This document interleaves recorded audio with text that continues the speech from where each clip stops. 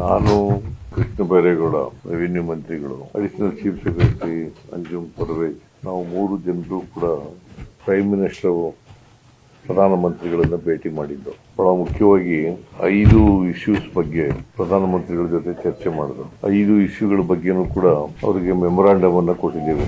ಒಂದನೇದು, ಇತ್ತೀಚಿನ ವರ್ಷಗಳಲ್ಲಿ ಅಂದರೆ 25-26ನೇ ವರ್ಷದಲ್ಲಿ ಮುಂಗಾರಿನಲ್ಲಿ ಮುಂಚಿತವಾಗಿ ಮಳೆ ಪ್ರಾರಂಭ ಆಯಿತು. 24 ಮೇ 2025 ಅಂದ್ರೆ 12 ದಿನ ಮುಂಚಿತವಾಗಿ ಮಾನ್ಸೂನ್ ಶುರುವಾಯಿತು.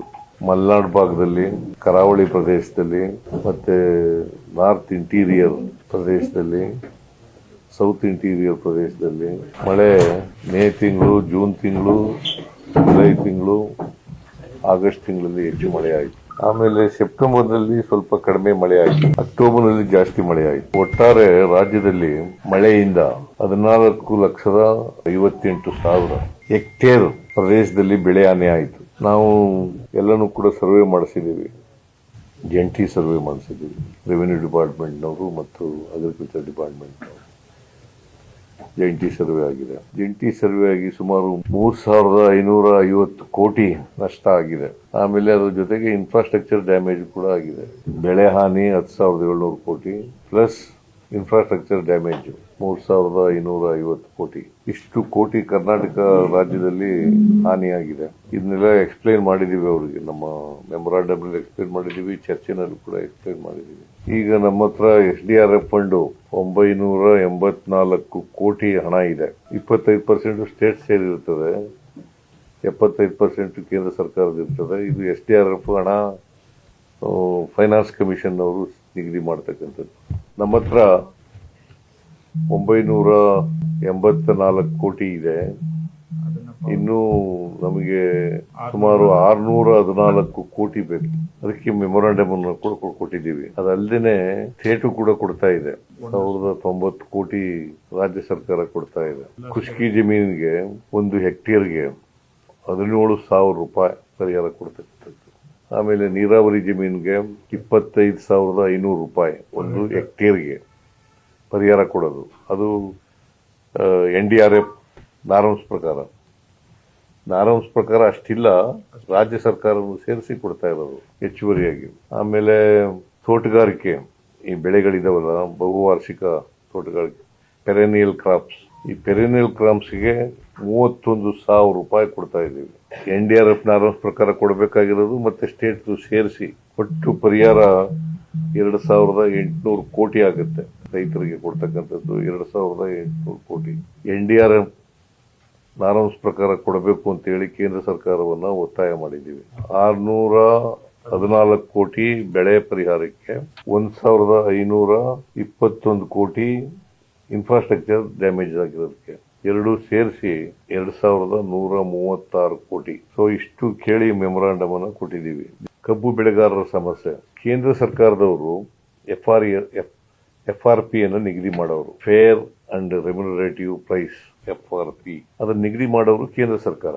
ಈ ವರ್ಷಕ್ಕೆ ಕೇಂದ್ರ ಸರ್ಕಾರ ನಿಗದಿ ಮಾಡಿರ್ತಕ್ಕಂಥದ್ದು 10.25 ರಿಕವರಿ ಇರ್ತಕ್ಕಂಥ ಕಬ್ಬಿಗೆ 1 ಟನ್ನಿಗೆ 3,550 ರೂಪಾಯಿ. ಅದು ಹಾರ್ವೆಸ್ಟಿಂಗ್ ಮತ್ತು ಟ್ರಾನ್ಸ್ಪೋರ್ಟ್ ಕಾಸ್ಟ್ ಸೇರಿ 3,550 ರೂಪಾಯಿ. 10.25 ಇಳುವರಿ ಇರೋದಕ್ಕೆ ರೈತರು demand excluding transport and harvesting 3,500 ರೂಪಾಯಿ ಕೊಡಬೇಕು ಅಂತ 1 ಟನ್ನಿಗೆ. ನಾನು ಬಹಳ ಹೆಚ್ಚು ಬೆಳಗಾಂನವರು, ಬಿಜಾಪುರದವರು, ಬಾಗಲಕೋಟೆಯವರು, ಆಮೇಲೆ ಗದಗ್ನವರು, ಹಾವೇರಿಯವರು, ಉತ್ತರ ಕರ್ನಾಟಕದ ಕಡೆ ಗುಲ್ಬರ್ಗ, ಬೀದರ್, ಇಲ್ಲೆಲ್ಲ ಚಳುವಳಿ ಮಾಡ್ತಾ ಇದ್ರು ರೈತರು. ನಾನು ಒಂದಿನ ರೈತ ಮುಖಂಡರುಗಳನ್ನ ಸಭೆ ಮಾಡಿದೆ, ಜೊತೆಗೆ ಫ್ಯಾಕ್ಟರಿ ಓನರ್ಸ್ ಅವ್ರ ಜೊತೆ ಕೂಡ ಸಭೆ ಮಾಡಿದೆ. ಅಂದ್ರೆ ಪ್ರತ್ಯೇಕ ಮೀಟಿಂಗ್ ಮಾಡಿದೆ. ರೈತ ಮುಖಂಡರುಗಳು ಜೊತೆ ಫ್ಯಾಕ್ಟರಿ ಓನರ್ಸು. ಕರ್ನಾಟಕದಲ್ಲಿ 81 ಫ್ಯಾಕ್ಟರಿಗಳಿದಾವೆ. ಅದರಲ್ಲಿ ಒಂದು ಗೌರ್ಮೆಂಟ್, ಮಂಡ್ಯ ಮೈಸೂಗರ್ ಫ್ಯಾಕ್ಟರಿ ಇದೆಯಲ್ಲ, ಅದು ಗೌರ್ಮೆಂಟ್ದು. 11 ಕೋಆಪರೇಟಿವ್ ನಲ್ಲಿ ಇರ್ತಕ್ಕಂಥವು. ಇನ್ನು ಉಳಿದದು ಪ್ರೈವೇಟ್ ಫ್ಯಾಕ್ಟರಿಗಳು. ಖಾಸಗಿ ವಲಯದಲ್ಲಿ ಇರ್ತಕ್ಕಂಥ ಫ್ಯಾಕ್ಟ್ರಿಗಳು. ಒಟ್ಟು 81 ಫ್ಯಾಕ್ಟ್ರಿಗಳಿರ್ತವೆ. ಅವರೆಲ್ಲರೂ ಬಂದಿದ್ರು, 81 ಫ್ಯಾಕ್ಟ್ರಿಯವರು ಬಂದಿದ್ರು. ಅವ್ರಿಗೆ ಹೇಳಿದೆ, ನೀವು ನೋಡಪ್ಪ, ರೈತರು 3,500 ಕೇಳ್ತಾ ಇದ್ದಾರೆ, ನೀವು ಕೊಡ್ಲೇಬೇಕು ಅಂತ. ಅದಕ್ಕಿಂತ ಹಿಂದೆ ನಾನು ಮೀಟಿಂಗಿಂತ ಮುಂಚಿತವಾಗಿ ಬೆಳಗಾಂ DC ಏನ್ ಮಾಡಿದ್ರು, ನಮ್ಮನ್ನು ಕನ್ಸಲ್ಟ್ ಮಾಡಿದ್ರು. 10.25ಕ್ಕೆ 3,100 ಕೊಡ್ತೀವಿ, 11.25ಕ್ಕೆ 3,200 ರೂಪಾಯಿ ಕೊಡ್ತೀವಿ ಅಂತ ಹೇಳಿದ್ರು. ಆಮೇಲೆ ನಾನು ಬೆಳಿಗ್ಗೆಯಿಂದ ಸಾಯಂಕಾಲದವರೆಗೆ ಅವ್ರಿಗೆ ಪ್ರತ್ಯೇಕವಾಗಿ ಮೀಟಿಂಗ್ಗಳು ಮಾಡಿ ರೈತ ಮುಖಂಡರುಗಳ ಜೊತೆ, ಫ್ಯಾಕ್ಟರಿಗಳ ಜೊತೆ 100 ರೂಪಾಯಿನ ಹೆಚ್ಚು ಮಾಡಿದೆ. 3,300 ರೂಪಾಯಿ 11.25 ಇರ್ತಕ್ಕಂಥ ಇಳುವರಿ ಇರ್ತಕ್ಕಂಥ ಕಬ್ಬಿಗೆ, 11.25 ಇಳುವರಿ ಇರ್ತಕ್ಕಂಥ ಕಬ್ಬಿಗೆ 3,300, 10.25 ಇರ್ತಕ್ಕಂಥ ಇಳುವರಿ ಇರ್ತಕ್ಕಂಥ ಕಬ್ಬಿಗೆ 3,200 ಅಂತ ನಿಗದಿ ಮಾಡಿದೆ. ಕೊನೆಗೆ ಒಪ್ಕೊಂಡು ರೈತರು ಅರೆ ಮನಸ್ಸಿನಿಂದ ಒಪ್ಕೊಂಡು ಚಳುವಳಿಯನ್ನು ವಾಪಸ್ ತಗೊಂಡ್ರು. ಮುಧೋಳ್ನವರು ಅಲ್ಲಿ ಕಂಪೇರಿಟಿವ್ಲಿ ಇಳುವರಿ ಬೆಳಗಾಂಗಿಂತ ಕಡಿಮೆ. ನಮ್ಮಲ್ಲಿ ಕಾವೇರಿ ಜಲಾನಯನ ಪ್ರದೇಶದಲ್ಲಿ ಇಳುವರಿ ಜಾಸ್ತಿ, ಆಮೇಲೆ ಕಾವೇರಿನಲ್ಲಿ ಕಡಿಮೆ, ಕೃಷ್ಣಾ ಬೇಸಿನ್ನಲ್ಲಿ ಇಳುವರಿ ಜಾಸ್ತಿ, ಮಲಪ್ರಭಾ ಬೇಸಿನ್ನಲ್ಲಿ ಇಳುವರಿ ಕಡಿಮೆ, ಕಾವೇರಿ ಬೇಸಿನ್ನಲ್ಲಿ ಇಳುವರಿ ಕಡಿಮೆ. ಈಗ ನಮ್ಮ ಕಡೆ ಮಂಡ್ಯ ಇದರಲ್ಲೆಲ್ಲ 8.5, 9.5 ಅದೇ ಹೈಯೆಸ್ಟ್.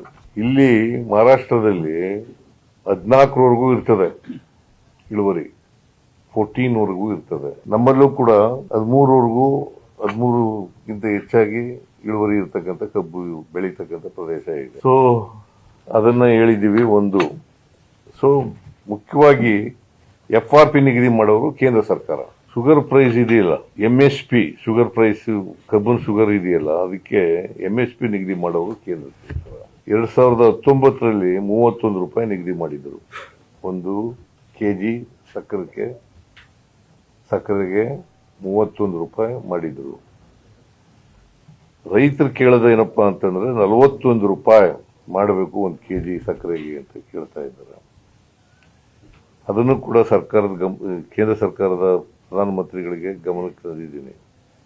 ಇದನ್ನ ಕೂಡಲೇ ರಿವೈಸ್ ಮಾಡಿ ಅಂತ ಒತ್ತಾಯ ಮಾಡಿದ್ದೀನಿ. ಆಮೇಲೆ ಎಥನಾಲ್ ಇದೆಯಲ್ಲ, ನಮ್ಮ ಕೆಪಾಸಿಟಿ ಇರತಕ್ಕಂಥದ್ದು ಕರ್ನಾಟಕ ರಾಜ್ಯದಲ್ಲಿ 272 crore ಲೀಟರ್, 272 crore ಲೀಟರ್.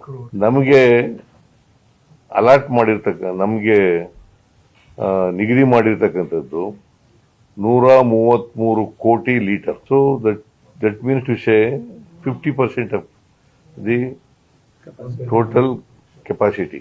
ಈ ಆಯಿಲ್ ಕಂಪ್ನಿಯವರು ತಗೋತಾರಲ್ಲ, ಅದನ್ನ ಹಂಚಿಕೆ ಮಾಡೋರು ಕೇಂದ್ರ ಸರ್ಕಾರ, ರಾಜ್ಯ ಸರ್ಕಾರದ ಪಾತ್ರ ಏನಿಲ್ಲ ಅದರಲ್ಲಿ. ಅದನ್ನ ಹೆಚ್ಚು ಮಾಡಬೇಕು ಅಂತ ಹೇಳಿದೀವಿ. ಆಮೇಲೆ ರಫ್ತು ಮಾಡ್ತಕ್ಕಂಥದ್ದು